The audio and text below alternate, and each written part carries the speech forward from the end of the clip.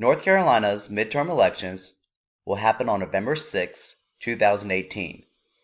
Here at Millbrook High School, we are committed to developing effective citizens that will be able to participate in our government. To be able to achieve this goal, Millbrook High School will host a voter registration drive this week on Wednesday, October 3rd and Thursday, October 4th.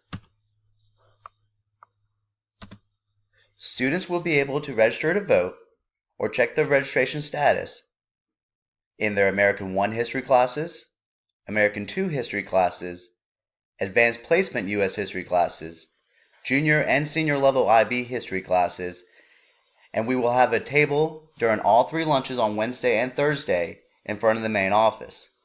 Be sure to register to vote or check your registration status during these times.